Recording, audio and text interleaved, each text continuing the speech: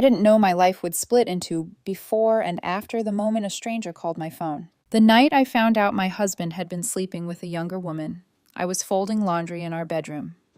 22 years of marriage, 2 sons, a life that looks solid from the outside, stable, respectable, untouchable. Then my phone rang. "Is this Melissa Carter?" a woman asked. Her voice was trembling but determined. "Yes. I'm Talia's best friend. You deserve to know the truth." I remember sitting down on the edge of the bed. My knees felt hollow. I thought it was a prank, or a scam, or some cruel mistake. But she knew things. She knew where we lived. She knew my sons' names, Ethan and Lucas. She knew the week my husband claimed he was sick with food poisoning 2 years ago. She knew the motel 20 minutes from his office. And she knew that on one particular evening, an evening I had completely forgotten, Daniel had invited her fiancé into our house when he thought I would be working late. Except I came home early, and our younger son walked in on them kissing in our kitchen. That was the moment everything inside me began to fracture. But the betrayal wasn't just the affair. The real betrayal? It was discovering that my own sons had been carrying this secret for 2 years, that Daniel had looked me in the eyes every night and lied, that I had shared a bed with a man who was living a double life and using our children to protect it. I am 48 years old. I built my own manufacturing company from nothing. I survived raising 2 boys, balancing business and marriage, believing I was building something unbreakable. I was wrong, because sometimes the thing that destroys your life isn't a stranger. It's the man sleeping beside you. And sometimes the hardest truth to face isn't that your husband cheated. It's that your family helped him hide it.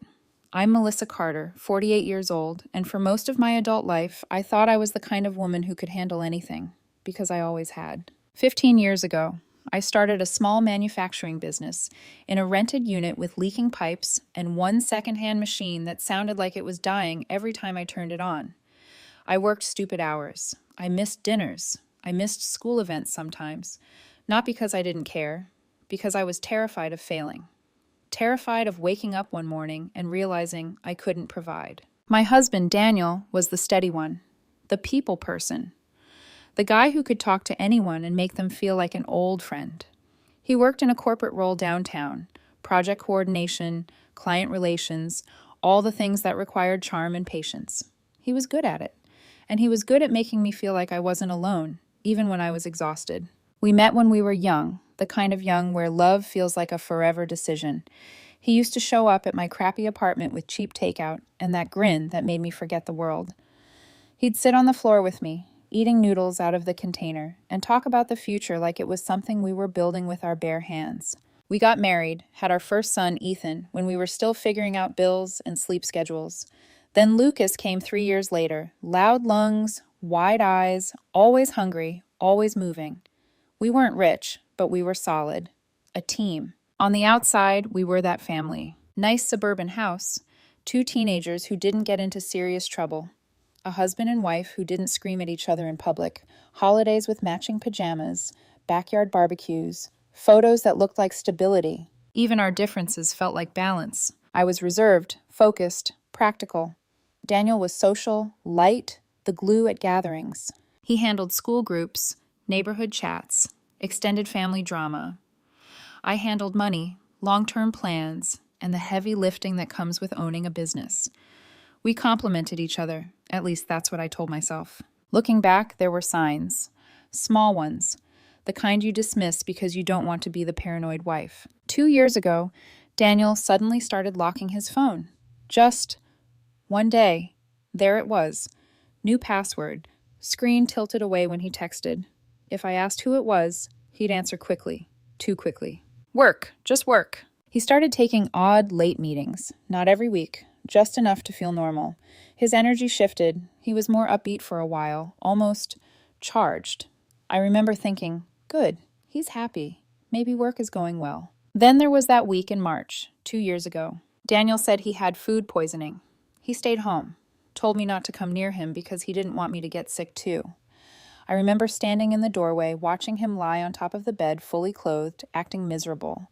But later, when I called him from work, his voice sounded fine, almost normal, like he'd been walking around. I pushed the thought away because I had deadlines, because I trusted him, because marriage isn't supposed to feel like detective work. And I didn't want to be the woman who doubts the man she built a life with. Ethan was 17 then. Lucas was 14, still soft around the edges, still wanting approval, still easy to influence. They adored their father. Daniel was the fun parent, the one who joked with them, made late-night snacks, played video games, talked sports. I was the one who said no when needed. So when I tell you I believed my marriage was solid, I really believed it. Until 3 months ago, when my phone rang and a stranger's voice calmly dismantled the entire foundation of my life, one detail at a time. And the worst part? As she spoke, I kept realizing something terrifying. Somewhere inside me, I had known. I just didn't want it to be true. After Amanda's call, I didn't confront Daniel immediately. I wish I could say I was strong and decisive, that I marched into the kitchen, looked him in the eyes, and demanded answers. But I didn't. Instead, I watched. That first evening after the call, Daniel stood in the kitchen, flipping chicken breasts in a pan, humming softly like it was any other Tuesday. The smell of garlic filled the air. Lucas sat at the table doing homework. Ethan was upstairs on a video call with friends. Daniel looked up at me and smiled. "How was your day?" "Normal, casual, loving." I studied his face, the same face I had kissed for 22 years, the same mouth that had told me, "You're the only woman I've ever needed." "I'm tired," I said carefully. He stepped closer, brushed his hand against my lower back. Familiar, intimate, unbothered. I flinched. Just slightly. He didn't notice. Or maybe he did. That night, I lay beside him in silence, his breathing even, his body warm against mine. I stared at the ceiling, replaying Amanda's words. The motel, the week in March, Lucas walking in on them kissing. Lucas. That detail wouldn't leave me alone. The next morning, I began paying attention in ways I never had before. Daniel's phone buzzed while he was in the shower. I didn't pick it up. I didn't need to. I watched the screen light up from across the room. A name flashed quickly before it locked again. Just an initial. T. My stomach tightened. Later that day, I drove to the motel Amanda mentioned. I told myself I was being ridiculous, that I needed to prove this was nonsense. The clerk behind the desk was young, bored. When I casually asked about records from 2 years ago, he refused. Policy. Understandable. So I tried something else. I showed him a photo of Daniel. "Have you seen him here before?" The clerk squinted. "Yeah, actually. A while back. He used to come in with a younger woman. Paid cash most of the time. Younger guy." My ears rang. I left before he could say anything else. Back in my car, I gripped the steering wheel so tightly my fingers hurt. The world outside the windshield looked the same. Cars passing, traffic lights blinking, but nothing felt solid anymore. Still, I needed more. That afternoon, Lucas stayed home from school with a mild cold. Daniel was at work. The house felt too quiet. I sat across from my son at the kitchen table. "Lucas," I said gently, "do you remember a man named Tyler, someone who used to visit Dad?" His eyes immediately dropped to the table. That was the moment my heart broke. He knew. "I'm not mad at you," I said softly. "I just need the truth." Lucas's lip trembled. He was 16 now, almost grown, but in that moment, he looked like a little boy again. "I walked into the kitchen once," he whispered. "They were kissing." The words sounded fragile coming out of his mouth. "He told me Tyler was just a friend going through a hard time," Lucas continued. "He said I misunderstood. He asked me not to tell you because it could hurt his job." I felt like I was underwater. "Did Ethan know?" Lucas nodded slowly. "I told him. He thought it was weird too. But Dad said it wasn't what it looked like." Dad said. Dad explained. Dad reassured. Dad manipulated. "Why didn't you tell me?" I asked, and immediately hated myself for the question. Lucas started crying. "I didn't want to break our family." That sentence destroyed something inside me. My son had been carrying his father's secret for 2 years, protecting the very person betraying us. That night, Daniel sat at the dinner table laughing at something Ethan said, and I watched him differently, not as my husband, but as a man capable of teaching our children that lying was easier than honesty, that secrets were acceptable if they kept the peace. The tension in the house became invisible but suffocating. I began sleeping in the guest room, telling Daniel I didn't want Lucas's cold. He accepted it without question. No fight, no suspicion, no urgency to fix the distance. Because somewhere, he probably thought he had gotten away with it. And I realized something chilling. This wasn't just about an affair. This was about 2 years of calculated deception. And I was only just beginning to understand how deep it went. I confronted Daniel on a Thursday night. There was nothing dramatic about the setup. No thunderstorm, no broken glass. Just a quiet house and the sound of the dishwasher running in the background. He was in the living room scrolling through his phone when I walked in. "Can we talk?" I asked. He looked up immediately. There was a flicker in his eyes, barely noticeable, but it was there. "Of course, what's wrong?" I didn't sit. I stayed standing. "I spoke to someone 3 days ago," I said. "Her name is Amanda. She's engaged to Tyler." The blood drained from his face. It happened so fast, it was almost clinical. His posture stiffened. His jaw tightened. His phone screen went dark in his hand. "What about Tyler?" he asked carefully. "She told me you had an affair with him." Silence. Not confusion, not outrage, not disbelief. Just silence. "That's ridiculous," he said finally, too fast. "I don't know what she thinks she heard. She knew about March, the week you said you had food poisoning. She knew about the motel. She knew Tyler came here. She knew Lucas walked in on you." That's when he stood up. "Melissa, listen to me," he said, running a hand through his hair. "It wasn't what it looks like." I laughed. I actually laughed. "That's your defense?" "It was a mistake," he said. "It was just a few times. It didn't mean anything." "A few times." The words sliced clean. "How long?" I asked. He hesitated. That hesitation told me more than any confession could. 4 months, he muttered. My chest tightened so hard I had to grip the back of a chair to stay upright. 4 months of motel rooms? I asked. He didn't answer. 4 months of lying to me every night? Still nothing. "You brought him into our house," I whispered. "Into our kitchen." "That was one time," he snapped defensively. "You weren't supposed to be home." There it was, the truth beneath the truth. You weren't supposed to be home, as if I had been an inconvenience in my own life. "And Lucas?" I asked quietly. "You let him carry that." His eyes flickered toward the hallway, as if he could see our sons through the walls. "I handled it," he said. "You manipulated him," I replied. His voice rose. "I didn't want to hurt you." "You hurt me anyway." We stood there, the air thick between us. He tried to minimize it. "It was physical. That's it. I ended it. I realized it was wrong." "Did you?" I asked. "Yes." I held his gaze. "Then why did someone see you together 6 months ago at a work event looking very comfortable?" He froze. That reaction, that split second, told me everything. "You're still in contact with him," I said flatly. "No," he said, but his voice cracked. I stepped closer. "Look at me and say it." He didn't. Instead, he sat back down and buried his face in his hands. "I was lonely," he whispered. "You were always working. Tyler made me feel seen." The audacity of that sentence nearly made me collapse. I built our security. I worked so our sons would never struggle, and his reward for that was betrayal. "So this is my fault?" I asked quietly. "I didn't say that." "You implied it." He shook his head violently. "I love you. I love our family." "You loved him enough to risk it."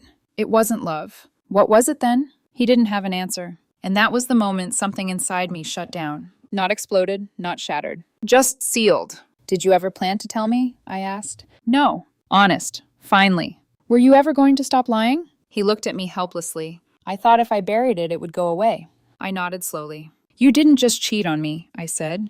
"You taught our sons that deceit is acceptable if it protects you." His eyes filled with tears. "I'm sorry." The words felt empty. I walked upstairs and packed a bag. He followed me. "Where are you going?" "I'm staying with my brother," I said calmly. "I've already spoken to a lawyer." That's when panic finally broke through his composure. "Melissa, don't do this. We can fix it. Therapy, whatever you want." "Trust isn't something you patch," I replied. "It's something you protect." You didn't. When I walked past him with my suitcase, he didn't try to stop me physically. But his voice followed me down the stairs. "You're destroying our family over something that's already over." I turned at the door. "No," I said. "You did that 2 years ago." And as I stepped into the night air, something in me shifted. The woman who walked out of that house was not the same one who had folded laundry when the phone rang. That was the moment the marriage truly ended. The first night in my brother Adam's guest room felt unreal. The house was quiet in a different way than mine. No familiar hum of the refrigerator, no footsteps upstairs, no scent of Daniel's cologne lingering in the hallway. Just silence. I lay awake staring at the ceiling, replaying every word from our confrontation. My body felt heavy, like I had run a marathon I hadn't trained for. 4 months. Maybe longer. Motel rooms. Lies. Our kitchen. Lucas's pale face at the table. That hurt more than the affair itself. I kept asking myself the same question over and over. What did I miss? Was I too focused on work? Too distracted? Too strong? Too independent? I hated that my brain automatically searched for ways to blame myself. It was almost instinctive. Like if I could find my mistake, I could undo everything. But then another thought surfaced, sharper and clearer. He made a choice. Every text, every meeting, every lie. Those were choices. Adam knocked softly and entered the room the next morning with coffee. "You okay?" he asked carefully. I nodded, then shook my head. I don't know. He didn't press. He just sat at the edge of the bed. You don't have to decide everything today, he said. Just breathe. Breathing felt like work. Later that afternoon, I called both boys to meet me at Adam's house. I couldn't let Daniel control the narrative. Ethan arrived first. His jaw was tight, his expression guarded. I told him, he said quietly, about what you know. Did he deny it? At first. Of course he did. Lucas came 20 minutes later. His eyes were red like he'd been crying. I sat them both down at the kitchen table. I need you to hear this from me, I said. Your father had an affair. I've filed for divorce. Lucas looked down immediately. Ethan just nodded, like he had been expecting it. This is not your fault, I said firmly. You were put in an impossible position. Lucas's voice trembled. Are you mad at us? The fact that he even had to ask that question made my chest ache. No, I said, reaching for his hand. I'm angry at your father for putting you there. Ethan leaned back in his chair, staring at the ceiling. I knew something was off, he admitted, but I kept hoping it wasn't what I thought. I exhaled slowly. That's what I did too. We talked for nearly 2 hours. Not about the affair details, but about what comes next. Living arrangements, college, holidays. I told them I would never ask them to choose between us. And I meant it. That night, Daniel called me 11 times. I didn't answer. He left voicemails ranging from desperate to defensive. Melissa, please, let's talk. You're overreacting. This doesn't have to end like this. Think about the boys. I saved every message. My lawyer advised me to keep communication minimal. 2 days later, I scheduled a full medical screening. Sitting in that sterile clinic room, waiting for test results was humbling. The thought that someone else's recklessness might have impacted my health made me feel violated in a way I couldn't articulate. When the results came back clean, I cried in my car. Not because I was happy, because I was exhausted. Emotionally, physically, mentally exhausted. The following week, Daniel tried a different tactic. He showed up at Adam's house. Adam answered the door before I could. I just want to talk to my wife, Daniel insisted. You don't have a wife, Adam replied calmly. You have an attorney now. I watched from the hallway as Daniel's shoulders slumped. For a split second, I saw the man I married. The man who once built IKEA furniture with me at midnight.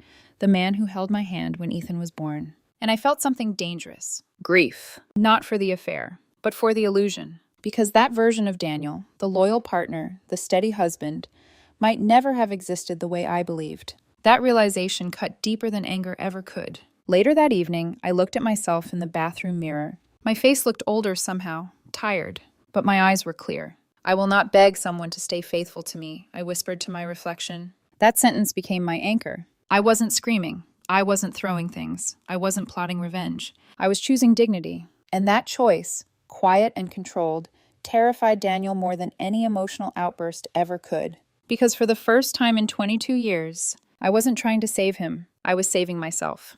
The divorce papers were served on a Monday morning. I chose to have them delivered to Daniel's office. Not out of cruelty, out of control. I didn't want a scene in front of Ethan and Lucas. I didn't want tears weaponized in the living room. I didn't want another performance about saving the family. An hour after he was served, my phone rang. I let it go to voicemail. Then it rang again, and again. By the 5th call, he left a message. You're blowing up 22 years over a mistake. A mistake. That word again. Later that evening, he showed up at Adam's house unannounced. This time I answered the door. He looked different. Not disheveled, but cracked. His hair slightly out of place. Dark circles under his eyes. Melissa, please, he said. We can fix this. Counseling. I'll cut off all contact. I'll quit my job if I have to. You should have thought about that 2 years ago. His voice dropped. You were distant. There it was again. Blame, dressed as explanation. I built a business so our sons could go to college without debt, I said evenly. You built a secret. His jaw tightened. You think you're perfect, he shot back. You were never home. And that justifies betrayal? I was lonely. You were married. He ran a hand down his face, frustration rising. I ended it. Did you? I asked quietly. He froze. I spoke to Amanda, I continued. She told me it didn't end when you said it did. His eyes widened slightly. She's exaggerating. Someone saw you together 6 months ago at a company event looking intimate. He didn't respond. The silence confirmed everything. You weren't just dishonest once, I said. You maintained contact. You kept it alive. He exploded then. You don't understand what it's like to feel invisible in your own marriage. I stared at him. Invisible? I repeated softly. You had 2 sons who admired you, a wife who trusted you, a home, stability, and you felt invisible? His breathing was heavy now. You wouldn't listen. You never asked. The argument spiraled, not screaming, but sharp, calculated, years of unspoken resentments bubbling up, but none of them strong enough to excuse what he had done. Then he said something that shifted everything. I never meant for the boys to find out. That sentence. Not, I never meant to hurt you. Not, I regret betraying you. He regretted exposure. Not the action. And suddenly the room felt colder. You didn't just lie to me, I said quietly. You involved our children. You made Lucas complicit. His face softened. I didn't want him to be confused. You wanted him silent. He looked away. Over the next few weeks, the escalation wasn't loud. It was strategic. Daniel's attorney contacted mine. Negotiations began. Asset division, property valuation, retirement accounts. I kept the business. He kept the house. We split savings. The boys were old enough to choose where they stayed. But the emotional war didn't stop at paperwork. Ethan called me one evening from his dorm. Dad's been asking about your personal life, he said cautiously. If you're seeing anyone. I felt something twist in my stomach. I'm not, I said, and it's not his business. He also said you're being extreme. Of course he did. A few days later, Lucas called. He asked me if you've said bad things about him, Lucas said. He said you're trying to turn us against him. I closed my eyes. That's not true, I replied calmly.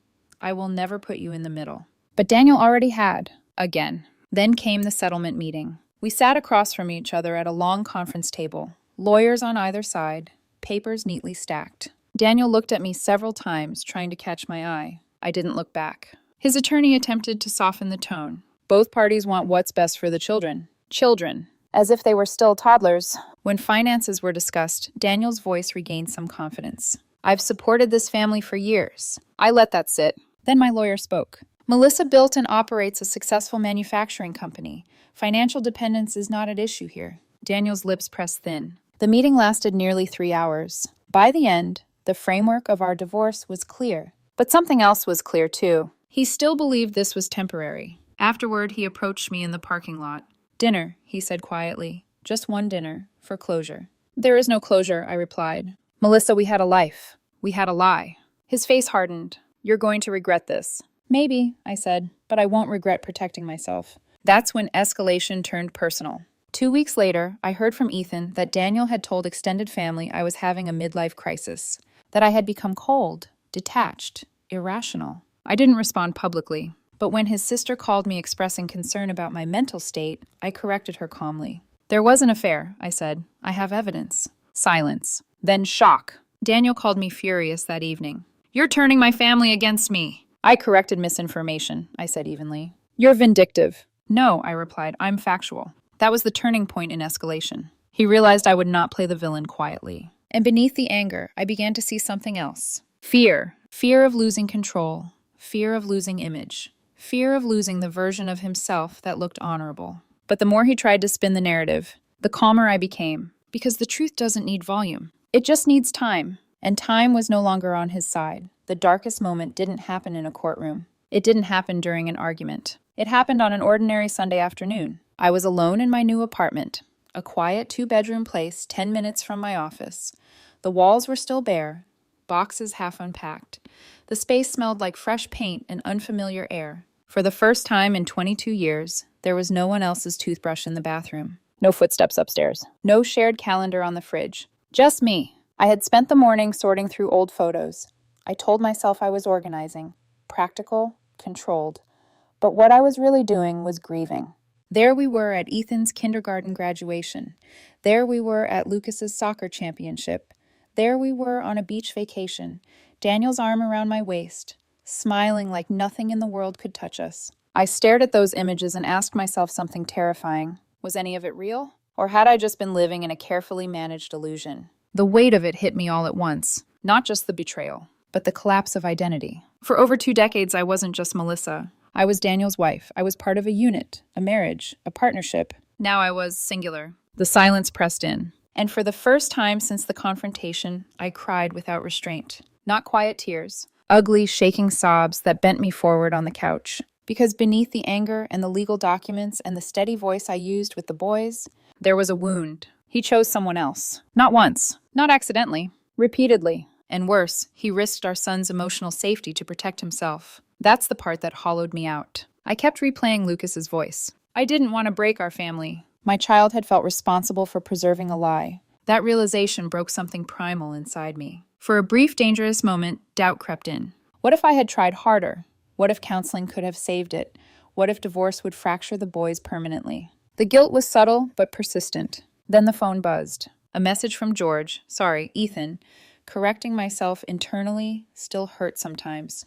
Ethan had texted. Dad asked if I think you'll forgive him. He said you're punishing him. Punishing. I stared at that word for a long time. Was I punishing him? Or was I refusing to absorb consequences that weren't mine? The doubt flickered again. Maybe I was being too rigid. Maybe pride was guiding me. Maybe strength was just a mask for fear. That night, I dreamed about our old house. I walked through it alone, the rooms empty, echoing. I opened the kitchen cabinet and found nothing inside.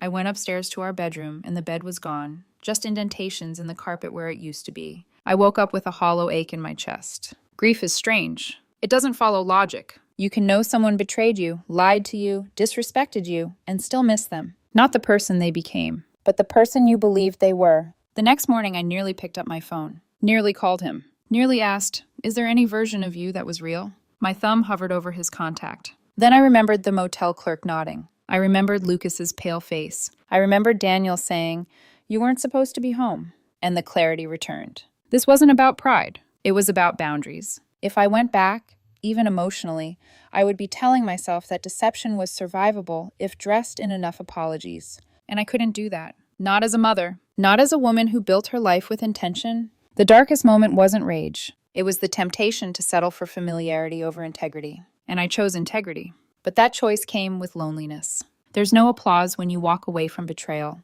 Just quiet. Just space. Just the slow rebuilding of self. And in that silence, I understood something painful but freeing. I wasn't just mourning a marriage. I was mourning the version of my life that no longer existed. And once you accept that something is truly dead, you stop trying to revive it. The turning point didn't come from Daniel. It came from truth. Undeniable, documented truth. A week after my darkest Sunday, I met Amanda in person. We chose a neutral place, a quiet coffee shop halfway between our offices. She looked younger than I expected, late 20s, nervous but composed. I'm not here to hurt you, she said as soon as we sat down. I just needed you to know. I know, I replied, and I meant it. She took a breath and pulled out her phone. Tyler didn't tell me everything at first, she admitted. When we got engaged 6 months ago, he said the affair ended 2 years ago, but I found messages. She turned the screen toward me. Text threads, dates, recent ones, coffee meetups. Miss you. We shouldn't, but just one more time. My stomach didn't drop this time. It hardened. He said it wasn't serious anymore, Amanda continued, but it never fully stopped. He told me your husband would text him after work events, sometimes late at night. So when Daniel told me it was over, it was never truly over. He hadn't just lied about the affair. He had lied about its ending. And that was the final thread snapping. I'm sorry, Amanda said softly. I didn't want to marry someone who built our future on secrets. Her words struck me deeply. Neither did I. We sat in silence for a moment.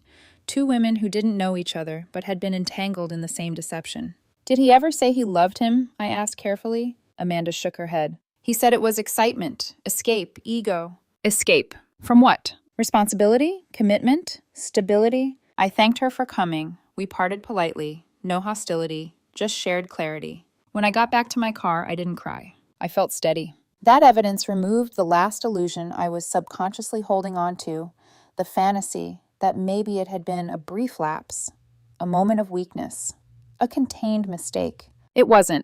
It was sustained, protected, revisited. That night, I told Ethan and Lucas the full truth. Dad didn't just end it 2 years ago, I said carefully. There was continued contact. Ethan clenched his jaw. I figured, he muttered. Lucas looked devastated.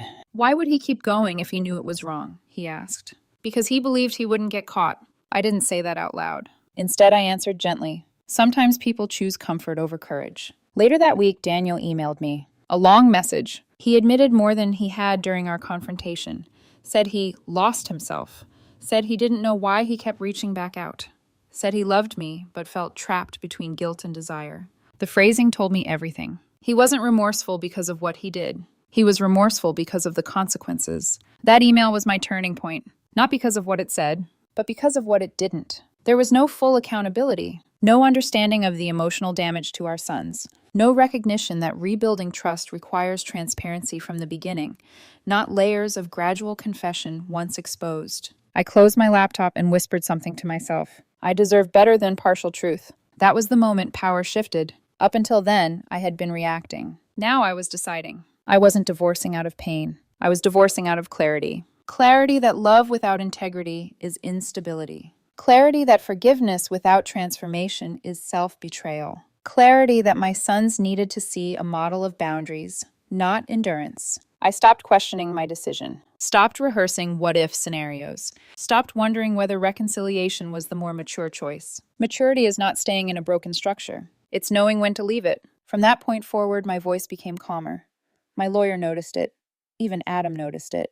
"You're different," he said one evening. "I'm done hoping," I replied. Hope is beautiful in the right place. But misplaced hope can trap you longer than fear ever could. And I was no longer trapped. The divorce was finalized on a gray Wednesday morning. 4 hours in a courtroom. 22 years reduced to paperwork and signatures. Daniel sat across from me, shoulders slightly hunched, tie crooked like he'd dressed in a hurry. He avoided eye contact until the judge addressed him directly. "Do you understand the terms of this settlement?" she asked. "Yes, Your Honor," he replied. His voice sounded smaller than I remembered. The assets were divided exactly as negotiated. I kept my business. He kept the house. We split savings and retirement accounts. No custody battles. Ethan and Lucas were old enough to choose their time. When the judge signed the final order, something inside me didn't explode. It exhaled. Outside the courthouse, Daniel approached me. "Is this really it?" he asked quietly. "Yes." He swallowed. "I never thought you'd actually go through with it." That sentence revealed more than he intended. He believed I would bend, eventually, because I always had. "I don't hate you," I said evenly, "but I don't trust you, and I won't live without trust." He nodded slowly, like someone finally understanding a language he never bothered to learn. Then consequences began settling in, not dramatically, but steadily. Word spread through extended family, not because I blasted it publicly, but because Daniel's earlier midlife crisis narrative collapsed once facts surfaced. His sister called me weeks later. "I didn't know the full story," she admitted quietly. "He told us something very different." "I didn't set out to embarrass him," I replied. "I just corrected lies." Daniel's social circle shifted too. A few mutual friends distanced themselves from him after learning details. Not loudly, just quietly. Reputation erodes slowly. Ethan told me that some people at church had started asking subtle questions. "Dad says it's private," Ethan said. "It is," I replied. "You don't owe anyone details." But Daniel felt the shift. The sympathy he expected didn't fully materialize. At work, things changed as well.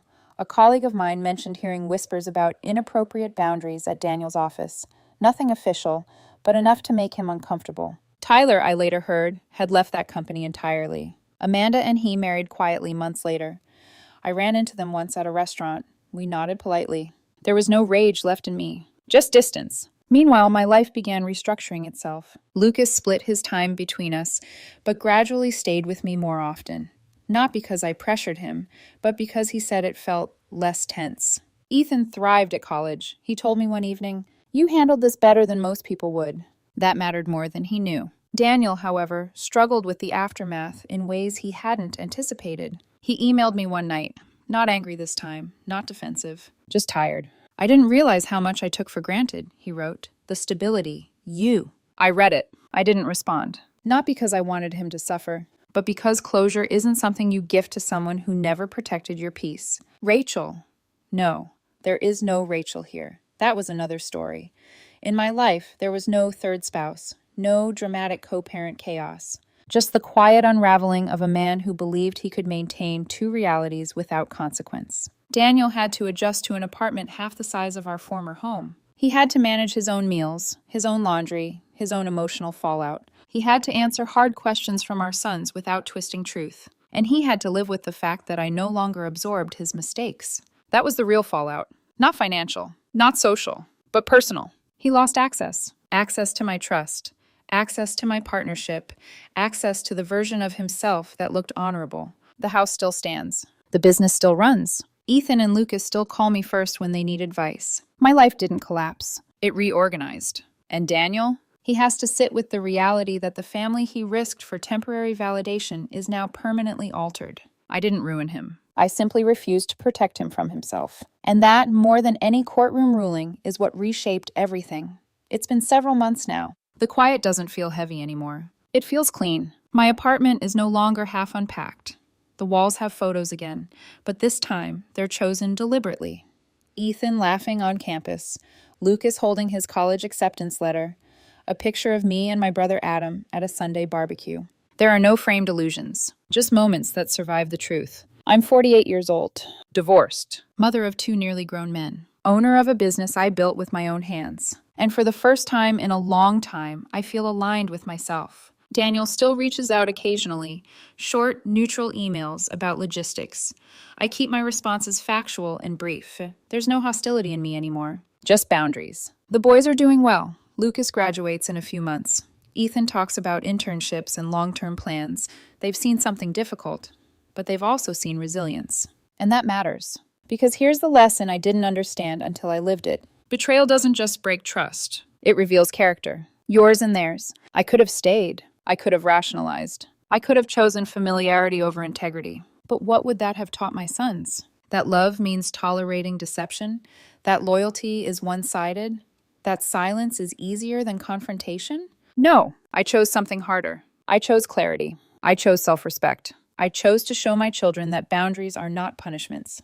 They are protection. Do I miss the life I thought I had? Sometimes. But I don't miss wondering what else I don't know. I don't miss sleeping beside someone whose words I question. Peace is quieter than passion, but it is infinitely stronger. I don't know what the next chapter holds.